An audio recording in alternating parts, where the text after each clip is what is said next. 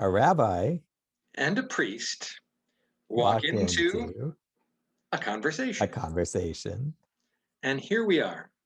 My name is Michael Greene. I'm the Episcopal priest at Church of the Good Shepherd in Nashua, New Hampshire. And this is my friend, Rabbi John. I'm John Spira-Savett. I'm the rabbi at Temple Beth Abraham in Nashua, New Hampshire. We've become friends through the Nashua Area Interfaith Council, which is a very active interfaith group which works towards all sorts of issues in our community and gives us an opportunity to talk with local faith leaders about all kinds of issues that arise, both stemming from our faith and from our service to this community. And we came up with this idea that we might like to have a conversation that other people could listen in on about our faith, about the similarities and differences between Judaism and Christianity and how we observe those, to broaden our view and to help increase understanding. So just to introduce ourselves a little more, Mike, how long have you been where you are and where were you before here? I have been in Nashua now for 20 months, pushing up on 2 years, and I've been an Episcopal priest for, 16 years now, and served before this as the dean of the Episcopal Cathedral. That's kind of inside baseball language in the Episcopal Church, but the cathedral is every regional area, a diocese has a bishop, and the bishop's church is the cathedral. So I was the bishop's chief assistant in the Diocese of Eau Claire, Wisconsin, near the Twin Cities. And you've been in Nashua longer than I have. Yeah, I've been here for 12 and a half years, long enough that I sometimes refer to myself as the chief rabbi of Southern New Hampshire.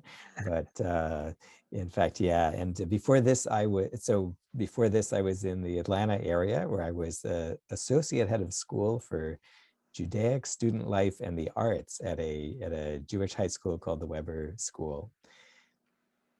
And of course, we have a Midwestern connection because indeed the Twin Cities you mentioned is where I grew up in St. Paul, Minnesota. Right. I remember that now that you say it, but I had forgotten that. So if we slip into okay, yeah, you betcha, we'll have to pull back really quickly because nobody in New England will get what we're saying. I'd be curious to know if you have kind of an origin story for interfaith conversation, either an actual beginning or just a key moment that's interesting to you looking back. Yeah, it's a good question, and there's lots of potential answers to it. But so I'll try and give you a little bit of highlight. My father was also an Episcopal priest, and that may seem a little bit unusual to people who have differing views of Christian priesthood and ministry. In the Roman Catholic tradition, for instance, priests are not allowed to marry. Well, actually, there are special circumstances when that can take place, but it's certainly not the norm. And so often when somebody sees a clerical collar like this, they assume celibacy, particularly in a larger Roman Catholic area. But I'm married with 2 kids, and my dad was also an Episcopal priest in central Illinois, and that's where I grew up. I would say that my interest in exploring interfaith relationships started pretty young. My sense of call to the priesthood came during my teen years and probably stretched back into my childhood to some extent, and matured over the years. But then as I became a rebellious teenager, I looked at the way some of the political things and some of the toll that ministry took on my dad's life, and I thought, nope, not going to do that.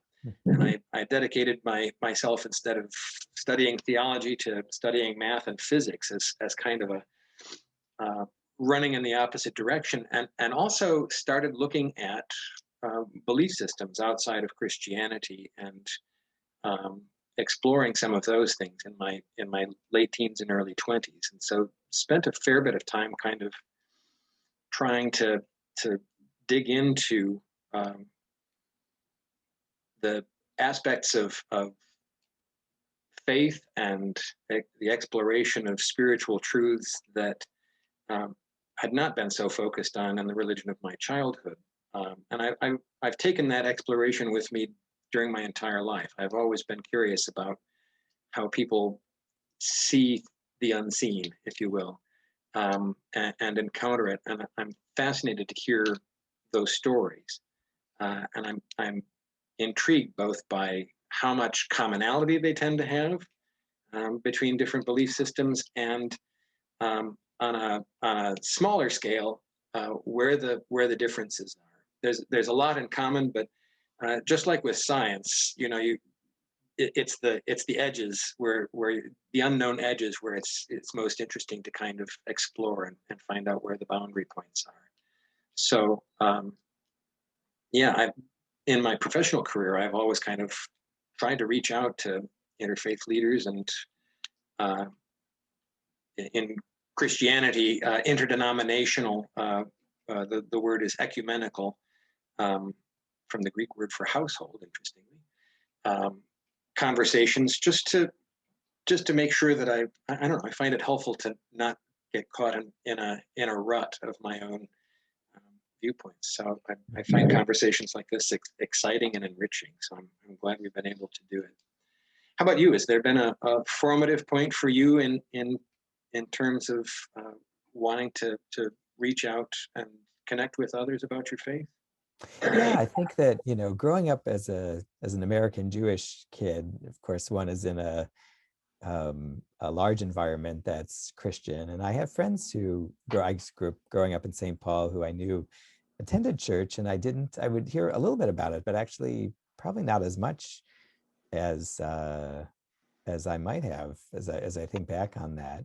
When I was in religious school, in our Talmud Torah, which was the community after-school program for Jewish studies, and I was in high school, one of my teachers, a man named Merle Schwartz, who had been teaching us Bible and other things for, probably since I was around middle school and through high school, brought in a partner he had been working with on some other initially adult things, a Lutheran minister named Dave Hawkinson, and they had created a bit of a project together, and they decided to bring it to our class. And so we had a chance to study Bible with this minister along with our teacher. And then when I was in 11th or 12th grade, the students from the Lutheran school actually came and joined us once a month.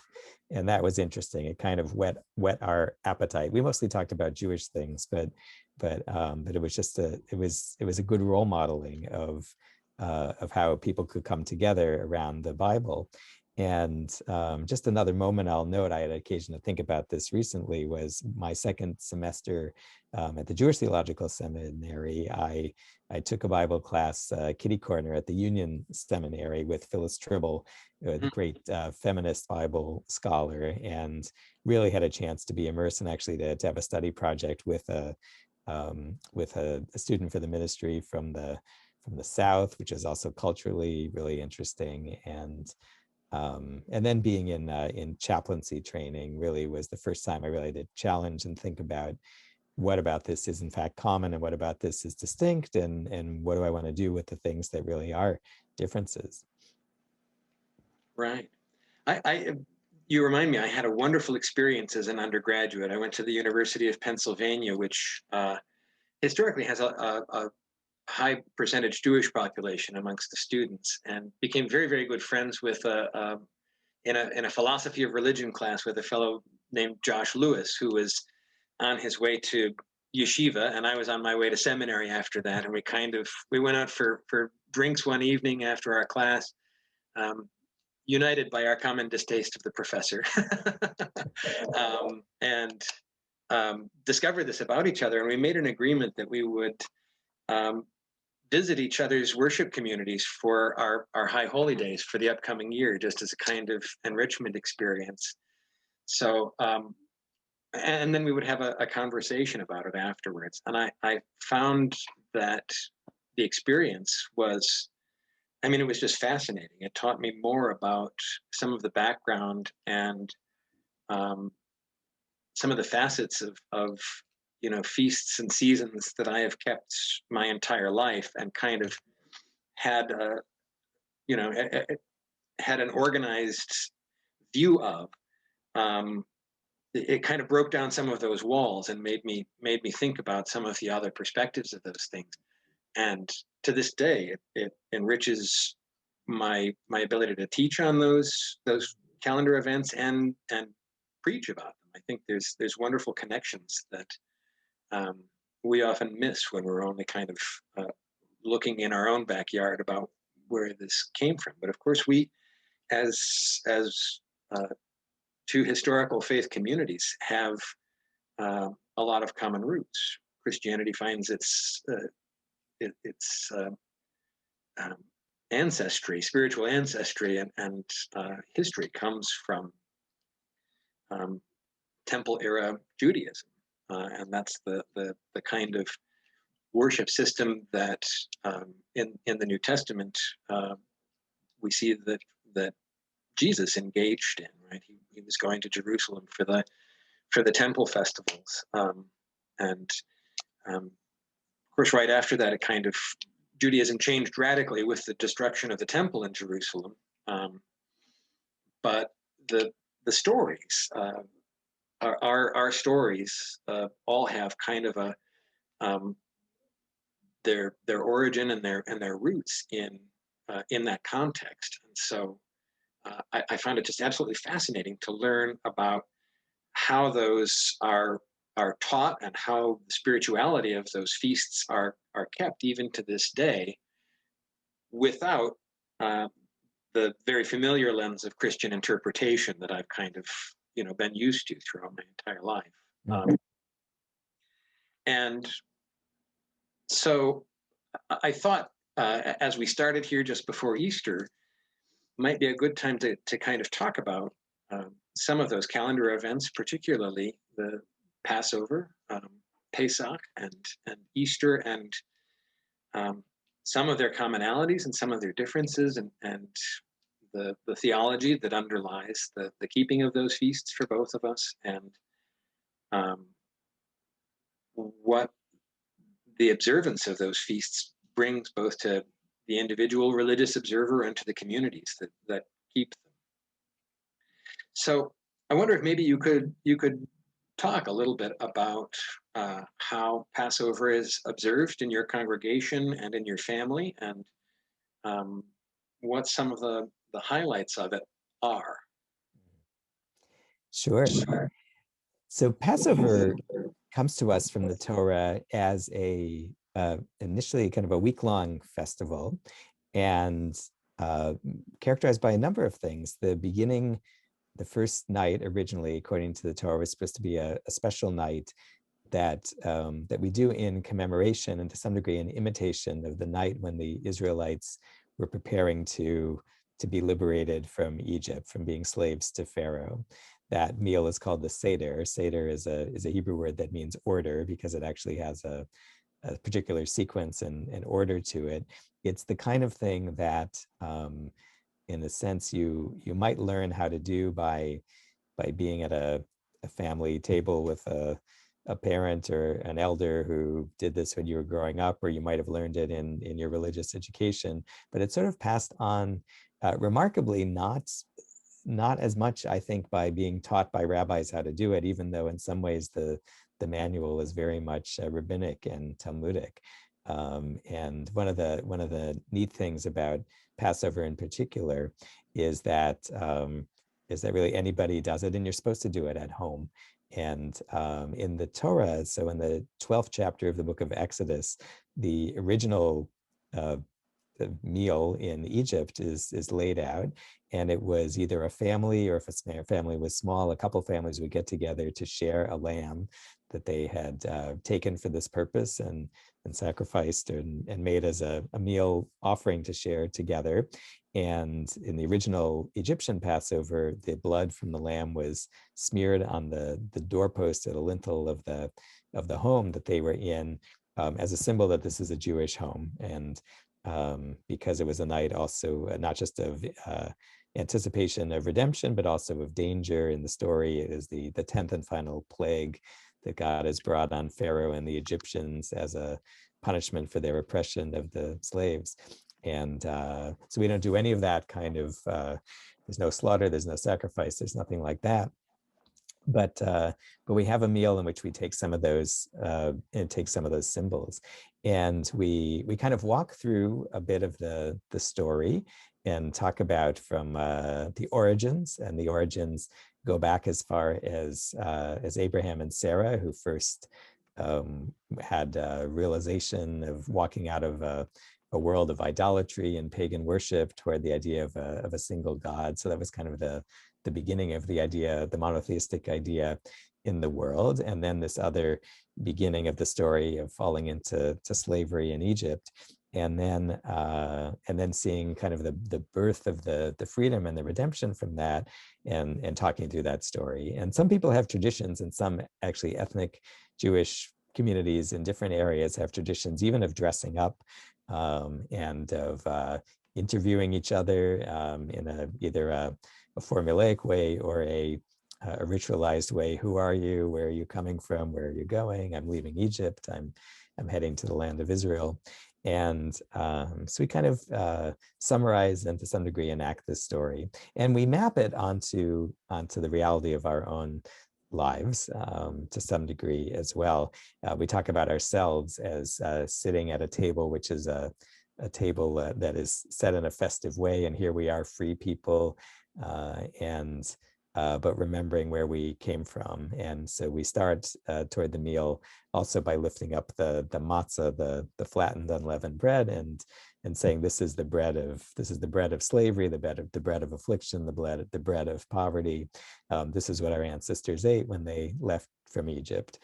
And so we kind of carry through some of those symbols. There's a plate in front of us that we refer to as we get closer to the meal, which has on it, we find this interesting, it has an egg on it, which is for symbol of life and the cycle of the seasons and rebirth. It has what's called karpas, which is some kind of green sprouting vegetable, which I think symbolizes both the rebirth season, and also there's I like to think of it as kind of the image of baby Moses among the reeds in the river, being hidden and discovered and rescued. We have some kind of bitter vegetable around here. It's usually horseradish, called maror. The Torah talks about the bitterness of being in slavery. We have this sort of sweet pasty thing called charoset, which is made differently in different parts of the world. My mother and most like her made it with apples and nuts and things, and it's meant to kind of symbolize the mortar that the Israelite slaves would use for cementing their buildings together. And then we have something that kind of is supposed to look like the Pesach sacrifice itself, a shank bone. Could be a bone of a chicken or a lamb or something, or it could be something that just resembles it, like a piece of ginger or a root or something like that. And there's a sense that the meal was originally laid out as a very short kind of tell the story and celebrate with wine and conversation, and do it in whatever way answers questions and makes it real. And so we have a tradition of children asking questions, and the other generation answering them. And the questions could be simple questions of like, why are we eating this fancy meal today? Or it could be difficult questions like, what does it mean to have been slaves, and what exactly is it that we're doing in commemoration of that?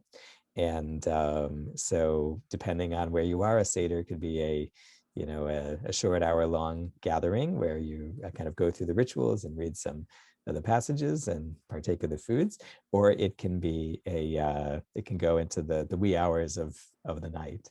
And actually, one of my favorite stories dates from the early 2nd century. And there's a story that's told of a group of rabbis who had said were discussing the exodus from Egypt late into the night until one of their students came in and said, "Rabbis, it's time for the recitation of the morning Shema, one of the morning prayers. And there's a thought that actually, given who these particular rabbis were, that they were involved actually in plotting a revolt against the Romans. We know that in the 130s, there was another rebellion against the Romans in the land of Israel. And some of these rabbis were part of the group who took up that rebellion. And they were really implementing this idea that, the Romans were like Pharaoh, and here we are gathering ourselves up to fight back. I should take a breath here and see if you have anything you want to. Well, yeah, there's so much stuff in there that just strikes me as fascinating, and I can see many of the parallels between our two faiths in that whole cycle of events. The idea of the sacrifice as being sort of essential to that, I think, is a very, very deep theological idea, and it's interesting now that both from the destruction of the temple in Jerusalem in 70 AD, both Christianity and Judaism diverged from that practice of animal sacrifice and moved it to a more kind of spiritual, symbolic realm. The Christian church talks about sacraments and pointing to like the sacrifice of Jesus on the cross as being a completive expression for that system of sacrifices in the temple, and it states that explicitly in the New Testament. But for instance, my job title is priest, and that sort of implies sacrifice, right? The priests of the temple were the ones with the knife, and it kind of plunged down. And so the question of how priesthood would be defined in Christianity is reflected in that way. You also mentioned the Seder finding its origins in Abraham and Sarah. Well, the meal that I associate with Sarah and Abraham is when they greeted the three travelers who they saw. The three travelers, right? Traveling through the desert, or at least traveling at a hot time of the day, and they welcomed them in. And of course, I think it's an important story in Christianity.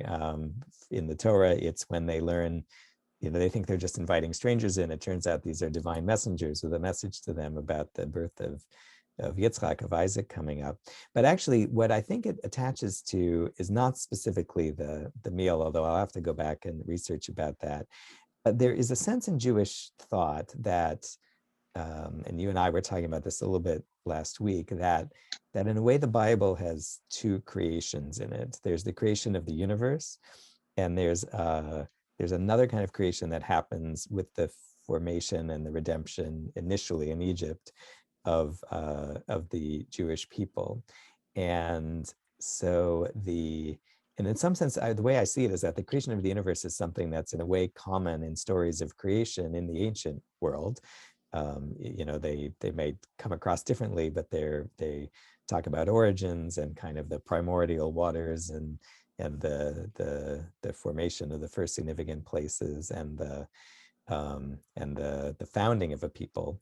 But in a way, what happens in the book of Exodus is kind of a twist on this theme, which there are a number of twists. One is that the Israelites, who in a typical ancient creation story, the people would be in their capital with their king, and kind of the gods or the God would choose them and kind of lift them up and bless them. And here the Israelites are far from home. They're in exile.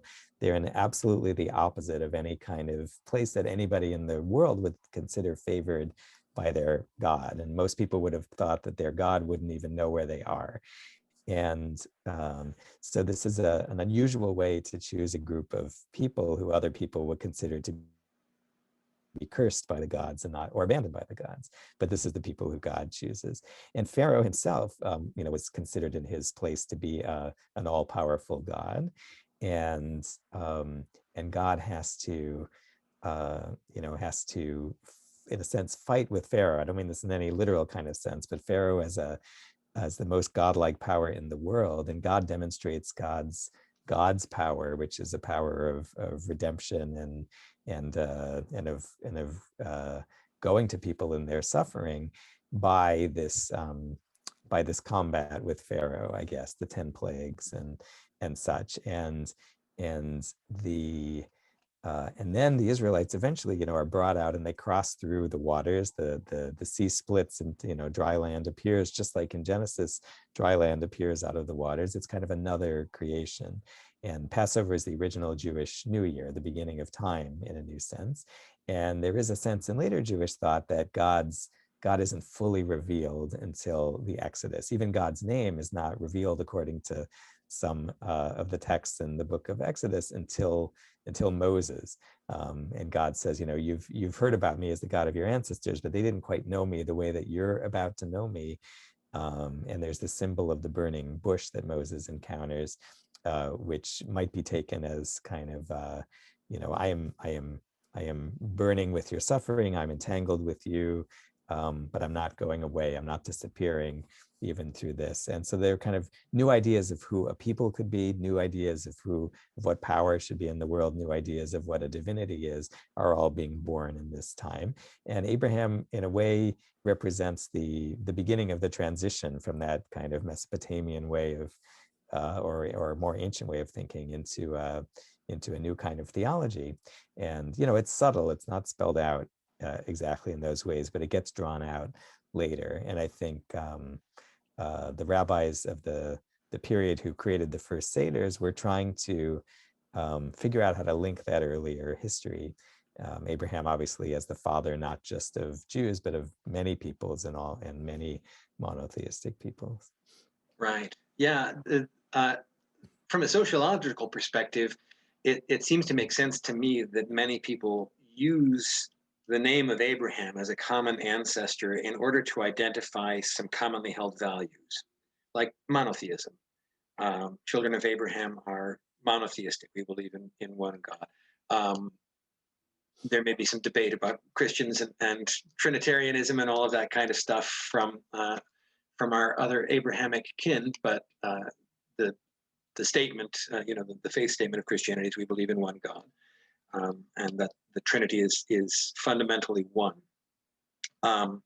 And kind of rejection of older systems of human sacrifice with the story of the binding of Isaac, and the introduction of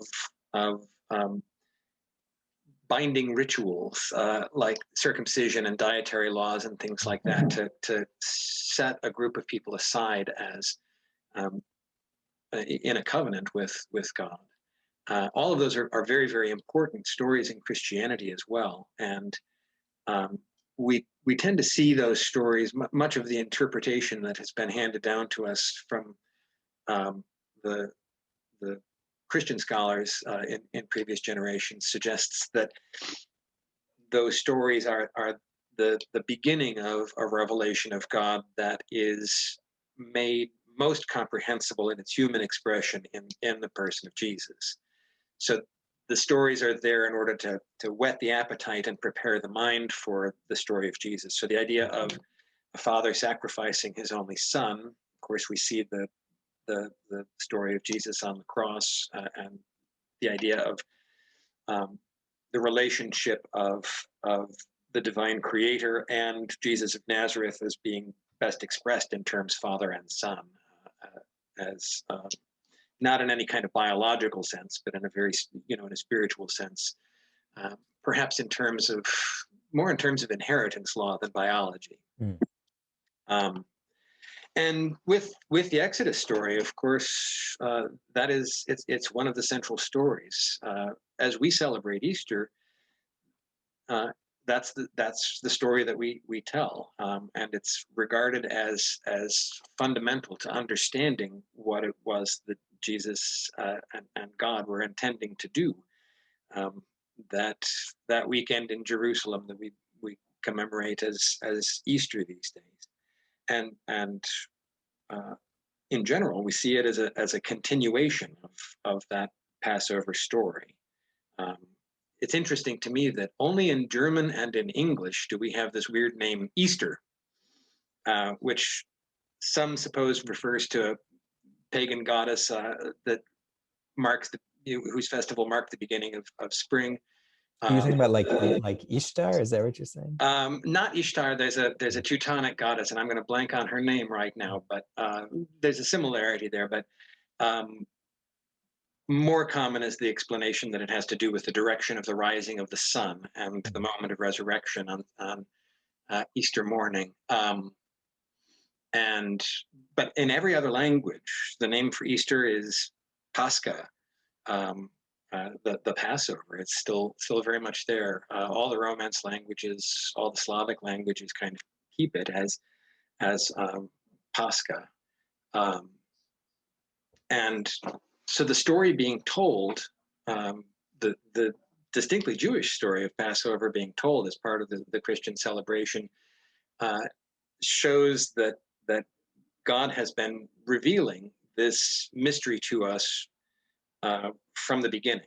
It goes all the way back. It's brought to points of clarity in like the actions of Abraham and Isaac, and particularly of Moses and crossing the Red Sea and all of that.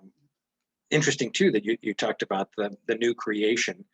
And that's very much the language that Christians have about the post-Easter world.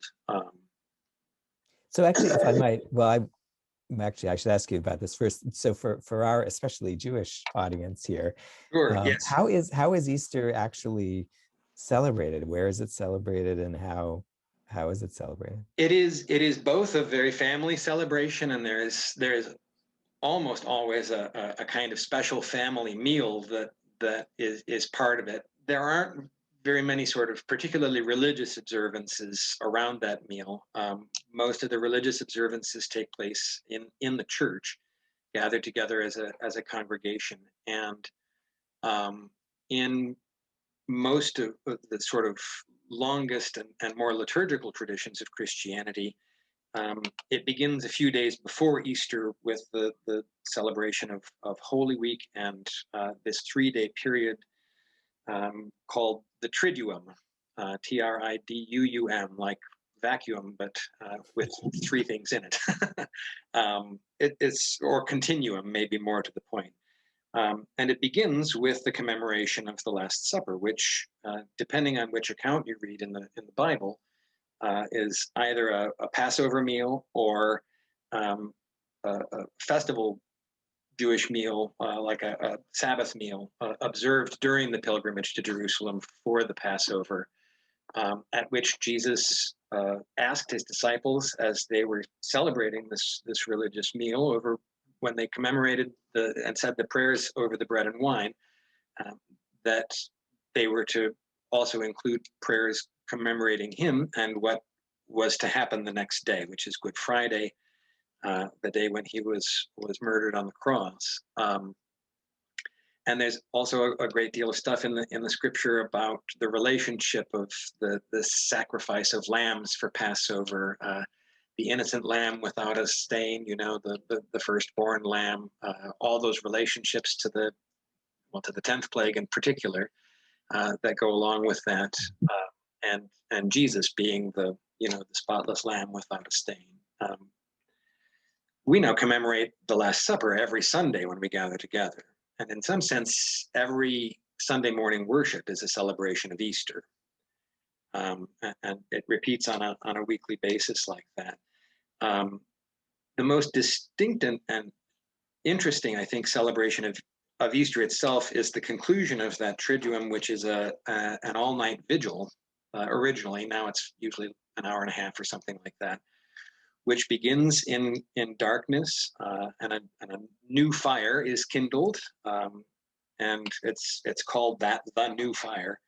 You get this imagery of a spark lighting a bunch of tinder, and then you have a bonfire, which gives the ability to recognize the other people gathered around in the darkness with you and begin to see some of the shape of what's going on.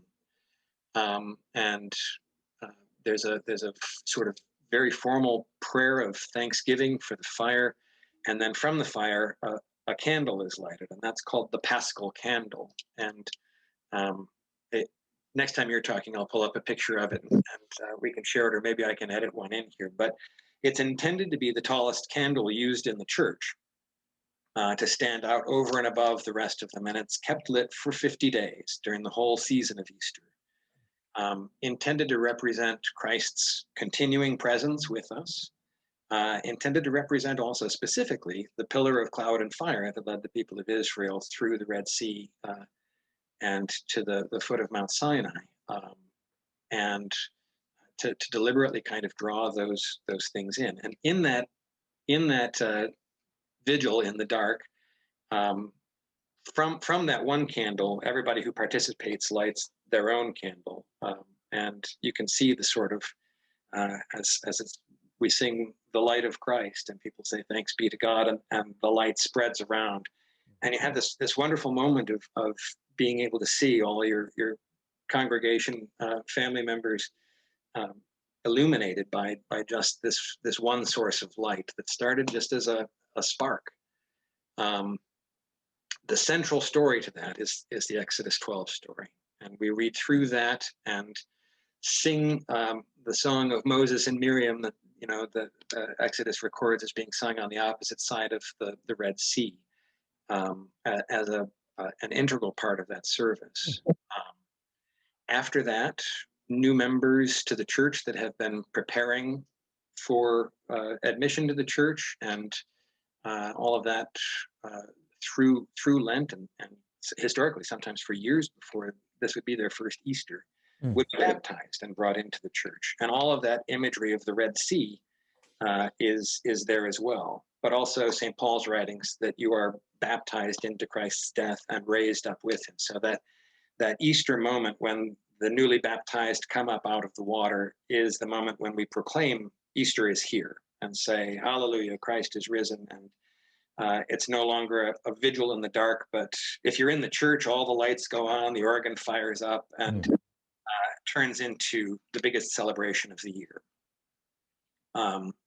And from there, we celebrate the Eucharist as we do on Sunday mornings, but with special thanksgiving for the resurrection of Jesus. And our 40-day preparation season of fasting and self-denial and prayer comes to an end, and we open up this 50-day period of feasting, which starts typically, traditionally, with a Lamb Supper, which, of course, echoes the Passover story as well. The keeping of the feast after the celebration of the Eucharist, the commemoration of the Last Supper, is very much more casual and doesn't contain a lot of religious ceremony. It's just a meal with family and friends to celebrate the occasion and hopefully fill some grumbling tummies that have been wanting food for a few days, because the days leading up to it are often kept by people as a hard fast, meaning no food for sometimes up to 3 days.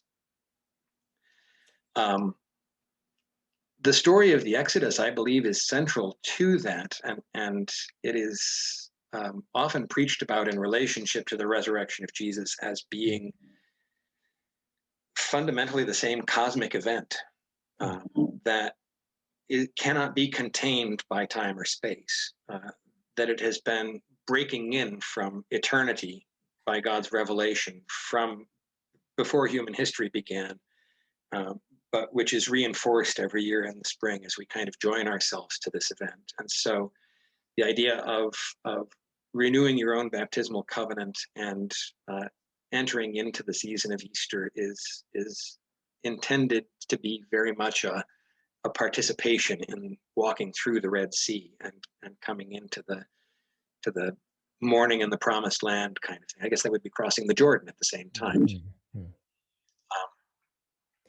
And I've heard it very eloquently stated by some Christian preachers that the Exodus story is something that is essential for us to share as part of this, because it shows us that the divine will has always been for the liberty of God's creatures, right? All of us are intended to live in a life of freedom, and we're not intended to live in a way that one person should live at the expense of another. And the story of the Exodus is seen then as the first moment in history when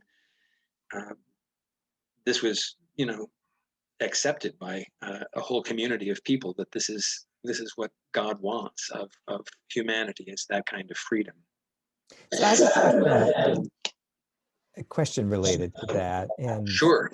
I think that and by the way, I'm going to be curious also to talk about kind of where the layers of that you've mentioned of all of this, how many of them were kind of original there with the origins of this celebration. But well, to reveal some of my ignorance, one of the ways I think that I thought I might be led to understand the significance of Jesus's death and resurrection is as a kind of surmounting of this world, or that there might be that the only thing that this world can do, with that kind of divinity, is to murder it or to attempt to do that. And at least some views of the Exodus are that it really initiates a kind of phase one in real time, where the Israelites go through the desert for a long time, which becomes a kind of symbol of regular life. And in the Jewish liturgical year, we read the Torah, which is mostly about being in the desert. If anything, we don't really get in the Torah itself, in the book of Deuteronomy, we don't actually get to the promised land. As soon as we're almost there, we rewind and we start over. And I've been curious, as I've talked to you and some other Christian colleagues, about how much of the after of Jesus's resurrection is about that kingdom in this world, and how much is about somehow surmounting or leaping out of this world. There have been a lot of different philosophies that have spun off of the teachings of different Christian leaders over the years about what specifically that means. The idea that the kingdom of God, which Jesus proclaimed regularly, having been inaugurated, if you will, on Easter morning, throughout his preaching career, he said, "The kingdom is near to you." That's often interpreted as Jesus himself being the kingdom, as the one person in whom the human will is properly subject to the divine will, and it's in right relationship with God and all of that. So Jesus saying the kingdom has come near you is sometimes seen as like, hey, here I am talking to you. But the kingdom becomes accessible to others on Easter morning as Jesus comes back and invites people to follow him into that mystery. Now, there are the scriptural stories about the resurrection are very strange. They're not clear at all. There are other things in the gospel which are very clear and very meticulously described. And you might think, for such an important event, that you would have a clear consensus about what happened and when, and people would have gotten their story straight before they wrote it down. But the four gospels have four very different accounts of what happened. Mark's gospel, probably the earliest written, the original version of it seems to end just with the women who went to tend to Jesus' body in the tomb, finding the tomb empty and going away afraid and not telling anybody anything. And then on to that, we have a tradition of stories being added to it in the other gospels and in Christian tradition about Jesus returning and appearing. But he appears to his company of disciples and they don't recognize him. He's somehow different. He's somehow changed. And when he says things, or when, for instance, when he breaks bread in one case, as you would at the Passover meal, and as he did at the Last Supper, suddenly their eyes are opened and they recognize him. But then he's elusive and he disappears, and he kind of comes and goes in an unpredictable way, suggesting that he's no longer bound by the physical constraints of this world, but he is still very much physically present to them because he shares meals with them, and they touch him and remark on the wounds that he has from his crucifixion that are still present. That's a very interesting thing as well. He's raised from the dead in this perfected undying body, but he still has 5 mortal wounds that are means of identifying him when people can't recognize him in those cases. I'm sorry, I may be running on a tangent away from what you actually asked, but no, that's very much, yeah. It's so, yes, is the kingdom of this world, or is it of the next world? And I think maybe that the idea that we try to hold both of those truths in tension with one another is an essential part of the Christian experience, right? They are ideologically not the same, and they kind of both can't be at the same time in a worldly way of thinking, but there's a wonderful creative tension and harmony that can come out of holding those two things together. And I tend to think of those things as like a tightrope between two truths that we can walk along, or a string on an instrument that you can pluck or bow. And if it's got the right kind of tension, it will produce a kind of beautiful music that teaches you what, that's the nature of the string that you're standing on, is the music that it produces. And it perhaps opens the door to a different kind of understanding of the truth of the circumstance in a somewhat more mystical, less concrete way. Well, and I like that. I came up with this metaphor. I have this idea that it was during a conversation of the Interfaith Council that this hit me, that I thought about the many religions of the world as, in a way, being like a kind of an audio mixer with lots of dials, however many, 5 channels or 7 or 10, and that we all have these channels, and at different times we all set the knobs in different ways, or maybe there's some knobs that are uniquely set, in a Jewish tradition, and some in an Episcopalian tradition, and because I think we ride that same tension too, and we highlight different aspects of it at different times. The most, the difference between the figures of God and Moses and the figures of God and Jesus in these two stories are, very much differently presented, and I'm very intrigued by that set of images you were just describing about how Jesus appears after the resurrection. I have a kind of a concrete question that I've thought about.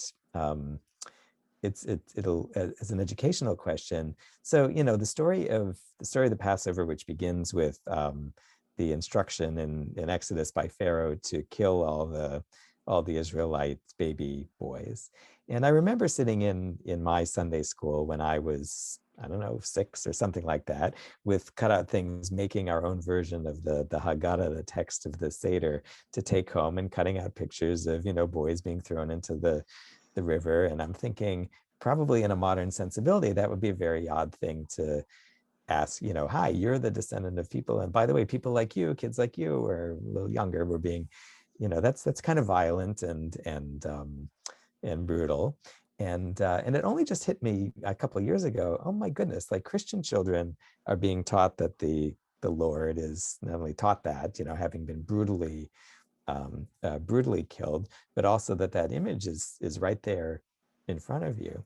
And I guess, to myself, I say, well, obviously I wasn't scarred by this, I don't think, in a profound sense. And I somehow got this safely, this idea that slavery and oppression, well, they didn't happen to me, in my lifetime, are a factor in this world. Do you deal with that at all? This imaging of the crucifixion as being difficult to convey to children? Yes, it's a very difficult image, and it's so often sanitized to make it a little bit more palatable. There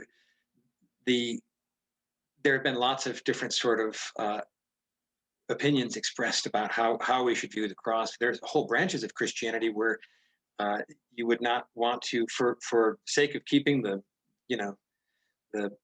first commandment, you wouldn't put an image of Jesus on the cross. The difference between a cross and a crucifix being there, because that would be a kind of idolatry. We're trying to encapsulate the image of God in a way that wasn't appropriate. But even when we do put a corpus, as we call it, from the Latin word for body, onto the cross, we have images called like the Christus Rex, Christ the King. So there he is on the cross, not pinned down, but wearing a crown and wearing priestly vestments, or perhaps holding the bread and wine of the Eucharist as part of it. Very often, too, a blonde-haired, blue-eyed Jesus with a kind of attractive smile on his face as this is going on, which doesn't really convey the brutality of the cross. At the other end of the spectrum, you've got some people who focus exclusively on the suffering. I'm thinking of Mel Gibson's movie from some 20 years ago, where the main critique of it was that it was just so brutally violent that people couldn't watch it. And he expressed that he was trying to give a realistic view of what crucifixion actually would have been like. I tend to think probably he went a little bit too far on that front in that movie, but some people focus very, very much on that and use that as a meditation to enter into a kind of a divorce from the sufferings of the world and a focus on the spiritual reality, or as a comfort in a time of their own mortality or suffering, right? When you're experiencing pain, the thought of Christ crucified and bearing pain for another person out of love can be of great comfort. With children, it's a tricky thing, right? Our Sunday school lessons are trying not to leave kids scarred, etc., but we want to convey the gospel story and the importance of the situation. Mostly when we talk to kids, though, we talk about the great love of God being expressed in the cross as coming to meet humanity at its worst point, right? It's not too far a stretch to say that this is as bad as humankind gets, right? Is to brutally torture each other to death, especially when you consider that this was somebody of upstanding moral character who preached peace his whole life. It seems like even more of a travesty in those circumstances. And yet, even in that dark moment, God's forgiveness and God's proactive reaching out to us are still there. That's very important. We also have, in Matthew's gospel, written probably to proselytize Jews after the temple destruction, really focuses on the idea that the Old Testament stories are connected to the story of Jesus, and deliberately shows Jesus as kind of the new Moses, giving the new law and the new commandments. Has as part of its Christmas story the idea that Herod, and there's no historical record of this, but has Herod reenacting Pharaoh's torment of Jewish people and being afraid of the birth of the Messiah, having not being of the house of Judah, but Hasmonean dynasty, as I understand it, had this historic critique that they weren't the real kings of Israel because they weren't children of David, right? And so the idea that the son of David was born in Bethlehem and was coming to get Herod's throne got him very scared, and so he killed all the firstborn male children 2 years and under, all around Judea.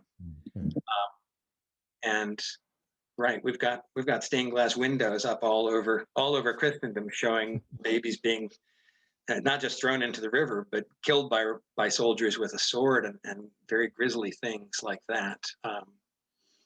That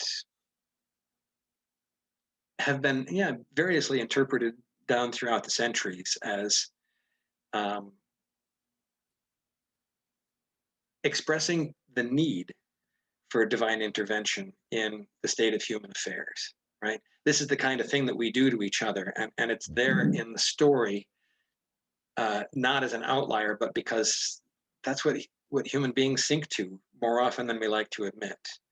And torturous deaths and genocide happen all over the place in our history, and they're there, I believe, to reinforce in the mind of the reader or the hearer that it wasn't for no good reason that God decided to enter into the physical reality of our lives and show us an alternative way of being. So, yeah, I actually preached on this a little bit on Sunday, where our reading is Jesus arguing with Nicodemus, one of the members of the Sanhedrin, the Jewish council in the temple, and referencing the story from Numbers about the serpents that come and bite people and kill them, and then Moses puts the serpent up on the pole for them to look at, and Jesus says, just as the serpent was lifted up, so must the Son of Man be lifted up. And the idea of a visual contemplative focus to remind people of God's love seems to be part of what Jesus is inviting, Nicodemus and subsequent generations of Christians to contemplate, both as a symbol of human depravity and divine generosity at the same time. But I said during the sermon, wouldn't it be weird if you went into somebody's house and they had a lovely flower-decorated, gold-plated electric chair hanging over their dining table? What about somebody wearing like a silver machine gun around their neck, or something like that? Wouldn't that be kind of sick and twisted? But because of the action of God in the resurrection primarily, but the resurrection is not possible without the crucifixion.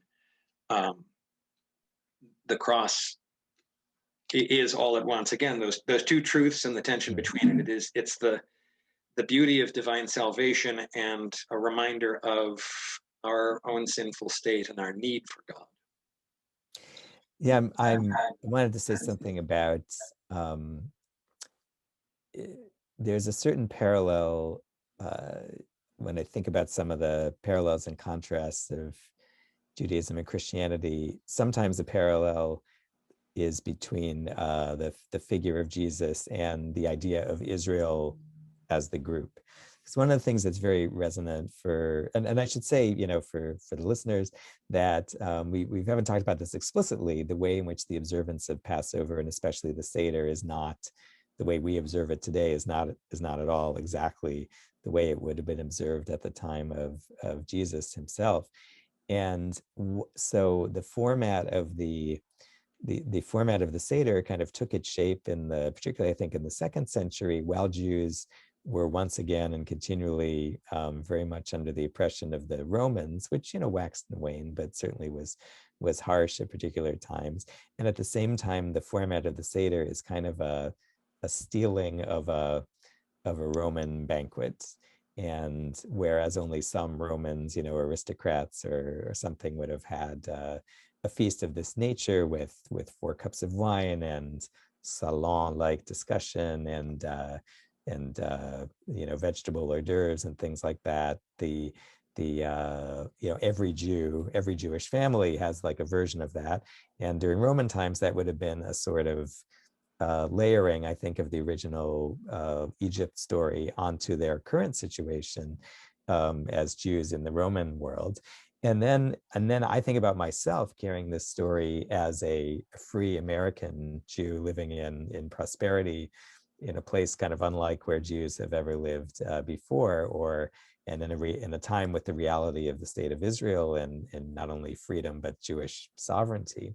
And but in recent memory still my grandparents who could tell me about their parents and their flight from the empire of the Tsar, and all of those layers are present, stacked on each other. And there is a sense that we're continuing to tell this story, and the memories, the current realities, and certainly the memories of things haven't waned yet. And part of what makes the Passover story, I think, resonate for Jews continually is there's a line in the Seder that's become part of a Seder in this is kind of what has come to stand by our ancestors and all of us, because in every generation they rose up against us, somebody trying to destroy us, but the Holy One was able, saved us from their hand. And then at the same time, there's a sense, and this is maybe the other side of your taut string, that the redemption from Egypt is nonetheless not just a symbol for an ultimate rescue and safety for Jews, but that it becomes a contribution to the world. The American founders, of course, very much took this as a way of kind of a new promised land, and King George as Pharaoh, and all of that, and even the Constitution as a kind of covenantal renewal. But I think some of our more audacious Jewish teachers, like Rabbi Heschel, suggested that it was meant that the story should be taken over by, or taken on at least by Christians, and adapted and spread and made to say an additional message or an additional layer as well, which is a teaching you don't often hear in Jewish circles, and that we wrestle with trying to, where's our own particularity? I know that I see it both in terms of those resonances around Jewish experiences through the generation, and as a sense that we were given this happened to us so that we could tell about its possibility, not just for us, but in the whole world, both sides of it, the oppressions and the redemptions. Yes. Very interestingly too, I think as the Passover story kind of co-opted is probably not the right word, but as we took up some of our own custody of that story, the earliest commentators, starting with St. Paul, really are very keen to highlight some of those things that you just said in terms of the Christian story, and wanting to deepen it into a perspective of understanding your current spiritual struggle as being wrapped up in this, whatever the circumstance is. And certainly that's accounted for times of prosperity and times of great want in the vast array of people that have identified with the story. The idea being that the sort of physical slavery of the Jewish people in Egypt may not be a universally common human experience. The slavery to ego, sinfulness, isolation from God, alienation from our intended state of being, which is Eden, right? The idea of life together with God in the garden, in this earthly paradise kind of thing, which was twisted and broken by ego and sin, is sort of restored. So the Pharaoh in the Christian Paschal story is somebody might say the devil, might say death, might say the idea of the self independent from God, and it's the overthrowing of that regime in order to establish the right relationship with God, and let God, be in charge over everything. And the idea is that is a more universal human experience, no matter what your circumstance is. You still encounter that if you live in prosperity. You still encounter the spiritual struggle of actually worshiping the Lord your God, all of that, instead of worshiping money or power or sex or whatever it is that we like to put up on a pedestal at any given moment. And that's actually back to the question of Abraham and Sarah as a source of the origin of the Passover narrative, because they were basically, prosperous, powerful people escaping from, an intellectual and spiritual bondage, the way it's seen in Jewish thought. And that's why the rabbis of the Talmud debate whether this is a story of, should be told fundamentally first as a story of that kind of spiritual transformation, or as a worldly, political, economic transformation. And we image the later mystical and particularly Hasidic teachers talk about the matzah this way: the difference between leavened or puffed up bread and unpuffed. And there are 5 specific grains, which it turns out, and only 5 that are susceptible to both bread that rises and then bread that can actually be eaten as matzah. You can only make matzah out of flours that are susceptible to rising. And the idea is that I've tried making matzah a few times and had some spectacular mistakes, so I know just what you're talking about. Yeah, I think I took a tooth out on one. Yeah, and the idea is that the matzah is a kind of flattening of the ego and a simplifying, and that the same kinds of forces that you're describing are what take us farther away. And actually, one of the earliest traditions, I think, back in the Torah is the idea of clearing out the fermented, rotting grain of the old year. And so actually what traditional Jews would do is to go around our house and to look for crumbs and to remove them, usually candlelight on the night before the night of Passover. We go around and we look for those kinds of things. And the Torah says that all leavened, leavened things should be removed from the home. And we burn them, or we remove them, or we get rid of them, or we donate them. And it's very much I was at my friend Josh's house when the rabbi came over with his kettles of boiling water all over his kitchen and stuff like that, to get rid of the leaven in his house when I was in college. That's slightly different. That's the practice of having utensils that kind of that don't contain any of the physics, have kind of the infused content of them, and then there's the food itself. Right. And actually, even more, what's interesting in the traditional practice, is that refraining from eating leavened bread is a commandment for the whole week, and for eating matzah is actually only commandment for the beginning, the affirmative. So we try to make sense of why that is. Fascinating.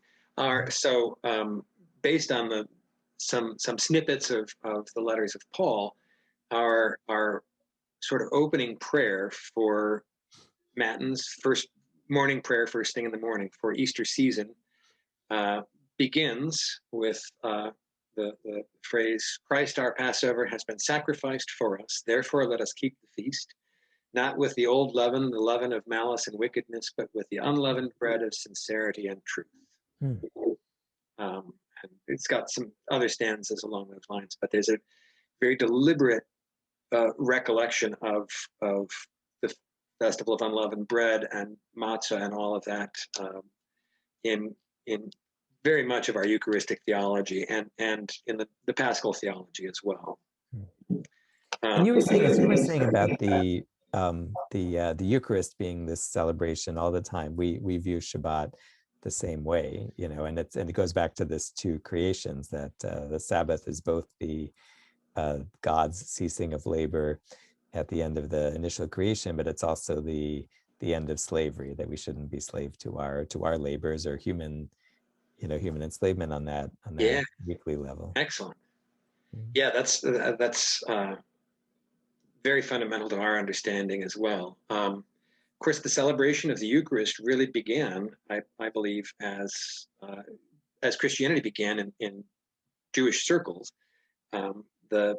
The Shabbos meal, the Sabbath meal, and its various prayers migrated later in the game than I think many suspect to Sunday morning, to coincide with the resurrection and all of that. But essentially, they began as potlucks, right? You would come together and celebrate this meal together as a family.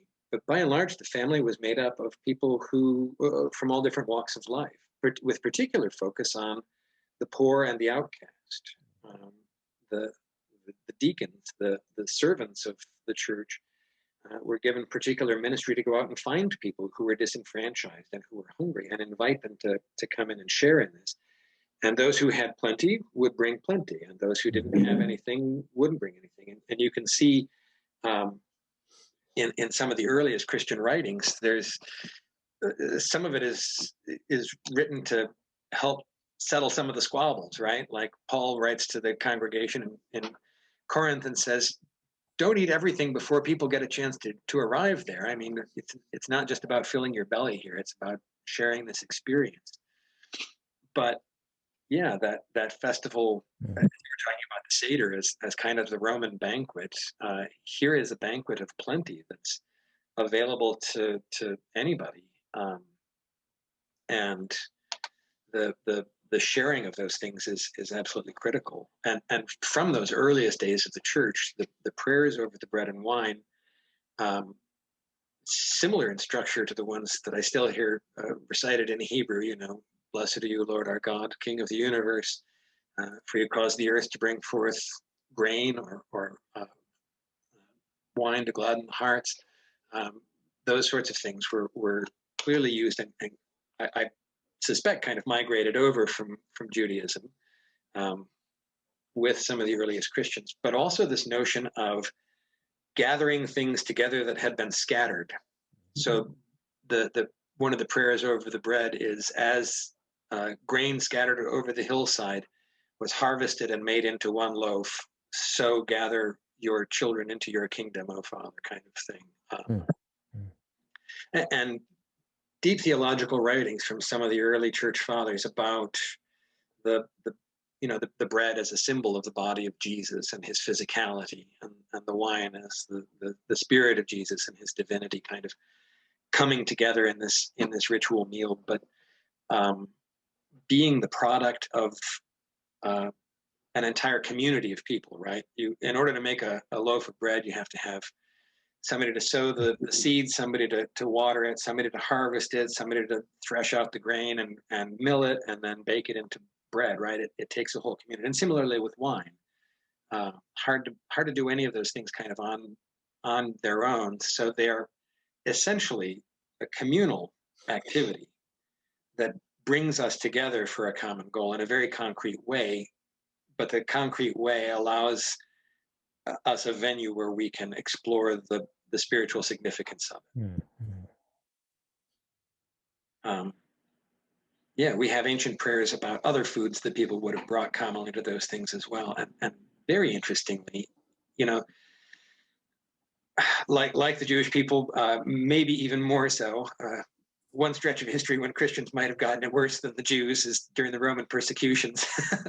Might have gotten it worse, I'm not sure. But in the catacombs and remote places where Christians worshipped, if they had the liberty to do so, they would decorate their spaces. And what you see is not images of the cross. Two fundamental images in the earliest churches are the image of Jesus feeding the multitudes with bread and fish, a miracle described in all four Gospels, but that idea of divine plenty when we come together as a family, as a stark contrast to the want that we often experience when we're by ourselves and alienated from others and from God. And then also the image of Jesus as the good shepherd, tending to his flock and caring for them, particularly in places where Christians were buried. The idea of Jesus gathering his children to himself to take care of them, even beyond the veil of death. I mean, that's an important facet of the resurrection and Christian hope that maybe we haven't touched on very much yet here. Well, I think that's a whole topic I think we're going to have to really the afterlife is a very interesting thing for us to discuss, but that's the punchline to Easter, right? Is that death itself is overthrown in the Christian hope. Not that we don't have to encounter it, because even Jesus had to encounter it. It's an essential part of human being, but that it's not God's ultimate will for his people that we be doomed to oblivion. It's interesting. I am curious, and there's a question and then a meta question about how, I don't know how many of the things that became part of the what I'll call the Talmudic Seder, and even the Talmudic outlook on Judaism, which is really our formative period, how much of that was, in a conscious dialogue, back and forth with Christians, whether Jewish Christians or Gentile Christians. I don't think it's only a matter of Christians taking some things that were in the Jewish tradition and modifying them. I think the flow went both ways. And I'm curious, in fact, I'm not curious right in this moment, but I'm curious how much it's important for us to know what that history is, or whether just sort of figuring it out or delighting in it by association is kind of good enough.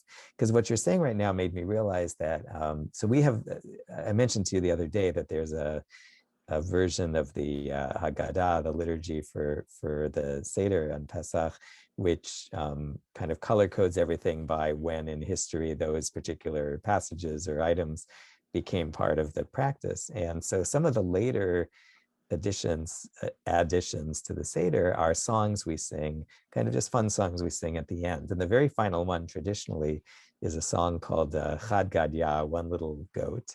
And it is, and it's basically I'm trying to think what the comparison is. But it's about a goat that the father bought for 2 zuzim, 2 coins. It was eaten by the cat. The cat was, bit by the dog, and the dog was hit by a stick, etc. And then you have the slaughterer who slaughters the ox, and then there's the angel of death who takes the slaughterer, and then there's the Blessed Holy One who overcomes the angel of death. And I never thought about it as sort of like that's the last song, that's the last word. It's kind of it's just a fun, silly Aramaic song, but it may have been put there by maybe in dialogue with this conversation. See, whether either we have that thought too, or this is how we say that same thought. And I think the dynamics, especially during the period of medieval disputations among Jews and Christians, I just don't know. And I don't know how much I need to know, or how much at this point in time we can just sort of find it fascinating that there are these parallels. Yeah. Well, that's certainly a good starting place at any rate. And the Gospels record in Jesus' teaching and debates, he encountered several different groups within Judaism. And Jesus debates with both of them about what the character of their beliefs in what's next or the afterlife kind of entails. But a huge amount of the Christian theology that springs from that comes from Paul, who was himself a Pharisee. And we're told that he was, Gamaliel's star pupil, and so undoubtedly had the entire Torah memorized and sat on the Sanhedrin and practiced some kind of juridical authority that allowed him to kind of go out and straighten out these rascally synagogues that had lost their way and started worshiping this carpenter dude who had nothing to do with real Judaism. He gets knocked off his horse by the vision of Jesus, and then he goes radio silent for 2 years, goes back to his hometown, and it seems to me it's not really recorded that way, although he gives some glimpses of it in his writing, that he has to kind of reset his ideology to encompass this notion. And the conclusion that he seems to come to is that this was God's plan for expanding the covenant outside of Judaism. That the gift of the Holy Spirit was now to be given to Jews and Gentiles alike, as an expansion of the divine plan, or an increase in the dimension of it. And so, yeah, he writes a lot trying to reconcile his own Pharisaic beliefs and those of other Jewish sects with the revelation of God in Jesus. And yeah, clearly refers to Jesus as Messiah throughout, and may have been the first person to kind of actively attribute that title to him. In Greek, that's Christ. It just means anointed. Yeah. Right? It's the same word. And he uses it not as a name, but as a title. So it always occurs first in the Greek. Paul's letters he says Christ Jesus rather than Jesus Christ. And speaks of him as the Christ throughout that. I wonder how much of But then interestingly, we see as Paul goes off to Greece, he synthesizes all of that thought with Aristotelian and Platonic thought that he found there. And much of his writing is kind of taking some of those philosophical ideas and weaving them into the same fabric. But I wonder, given your question, how much his synthesis of Jewish ideas into Christian ideas are responsible for that ebb and flow between the two faiths in their earliest years, because I think there's just so much of the language that Christians would have used, Paul being one of the earliest, mostly universal authorities. Yeah, we can just say that we've run out of time right now, and we'll try and share this conversation with other people who are interested, and if it raises questions from any members of our own congregation or anybody else who happens to watch it, we'll try and be attentive to those, and perhaps we can include them in some future conversations and draw some other ideas apart from just our own ideas into our conversation. But we'd like to pick this up again and keep the conversation going forward, because there's lots more that we can explore and talk about in all of this, isn't there? So actually, if you see this in any particular format, you have a question, you could put it in the comments or reach out to us, and we look forward to another conversation with each other. We'll try and make this a semi-regular event.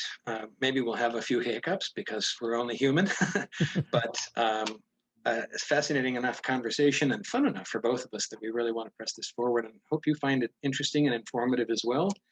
And hope you can join us as we press on with this in the future.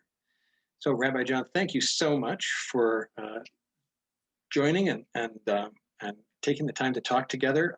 As I just said, I always have fun doing it, and I just see wonderful promise and loads of interesting conversations ahead of us. I'm really looking forward. Thank you, Pastor Mike. The same. Good. We'll see you next time. Bye-bye.